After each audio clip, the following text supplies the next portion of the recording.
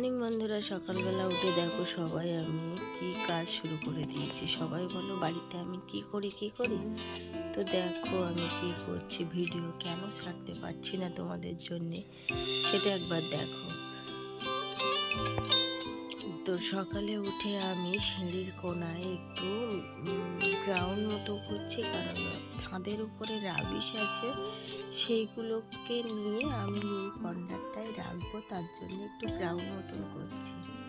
এবার ইট দিয়ে না গ্রাউন্ড করলে রাবিশগুলো সারা জায়গায় হয়ে যাবে। এবার যার কারণে একটু রাউন্ড মতো দিয়ে নিচ্ছি। আর ওদিকে ছাদের উপরে ওগুলো না সরালে আমি ধান রোদে দেবো দিতে পারছি না, যার কারণে এই কাজগুলো করতে হচ্ছে। ওগুলো আবার বয়ে বয়ে নিয়ে আসতে হবে, ছাদটা ঝাড় দিয়ে পরিষ্কার করতে হবে। এবার কি করবো, একা একা তো করতেই হবে। তো তোমরা সব সময় বলো যে আমাকে ভিডিও দাও, আমরা নতুন ভিডিও পাচ্ছি না। এই সব কাজের কারণে আমি নতুন ভিডিও দিতে পারছি না। তো এইসব ভিডিওগুলো করা অনেক দিন, কিন্তু এডিট করা হচ্ছে না, দেওয়া হচ্ছে না, এতটা কাজের চাপ বেড়ে গেছে। তো দেখতেই পাচ্ছ সামনে ক্যামেরাটা বসিয়ে আমি ভিডিওটা করছি, স্ট্যান্ডও নেই, সিঁড়ির উপরে বসিয়ে আমি ভিডিও করছি। তো যাই হোক, ওখানে গ্রাউন্ড দেওয়া হয়ে গেল। এইবার দেখো এখান থেকে এই রাবিশগুলো সব রাজমিস্ত্রির কড়াইতে তুলে আমি সিঁড়িতে রেখে আসবো। আর সিঁড়িতে না রেখে আসলে তোমাদের বললাম না যে আমি ধান রোদে দেবো, 3 বস্তা ধান রোদে দিতে হবে, তাহলে জায়গাটা তো অনেকটাই দরকার। যার কারণে আমি একটু পরিষ্কার করে নিচ্ছি। সারাদিন যে কী কাজের চাপ থাকে তোমাদের বলে বোঝাতে পারবো না। একটা ক্যামেরা ধরার লোক যদি হতো, আমি সারাদিন কি কাজ করি না করি, কতটা ব্যস্ত থাকি, তার মধ্যে দিয়ে তোমাদের ভিডিও দেওয়ার চেষ্টা করি, তো দেখাতে পারতাম। দেখতে পাচ্ছ কত নিচে বসানো ফোনটা, তারপরে তোমাদেরকে মানে ভিডিও দেওয়ার জন্যে একটু রেডি হই। তো পারি না তো কি করব বলো, কেউ রাগ করো না। কিছু সময় আমারও রাগ এসে যায়, কিন্তু কিছু করার নেই।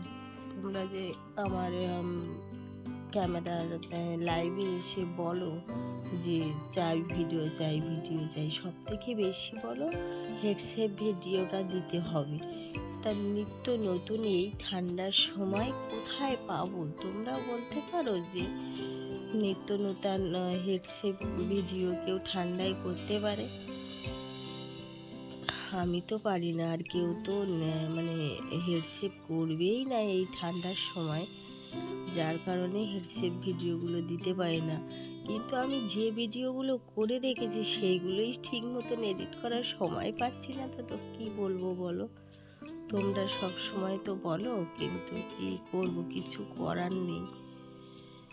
এই ছাদটা কম বড় মনে করো না, এই ছাদের উপরে পরিষ্কার না করলে আমি মোটামুটি ধান রোদে দিতে পারবো না, সেদ্ধ করবো না। কারণ সেদ্ধ করলে আমি যে ধানটা রোদে দেবো, ওই ধানটা সেদ্ধ করলে ভালো লাগে না, কারণ ওই যে বাসমতি চালের মতন একটা সেন্ট বেরোয়, কামিনী ধান বলে, তো সেই কামিনী ধান আমি রোদে দেবো, আতপ করতে হয়, যার কারণে সেদ্ধ করবো না।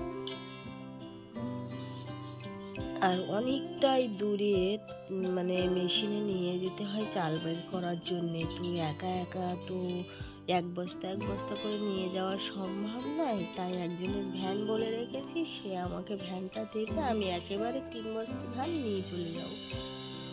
তো তোমাদের কাছে একটাই রিকোয়েস্ট, কেউ খারাপ মনে করো না আমাকে, কারণ ভিডিও দিতে পারছি না বলে। এবারে ছাদটা পরিষ্কার করা হয়ে গেল, তার মধ্যে দেখো জন চলে এসছে, মানে জনের সাথে আমাকে এখন এই বিচালিগুলো গোছাতে হবে, মানে একটা জায়গায় গাদি মতো দিয়ে রাখতে হবে। আমাদের এখানে গাদি বলে, তোমাদের ওখানে কি বলে জানি না।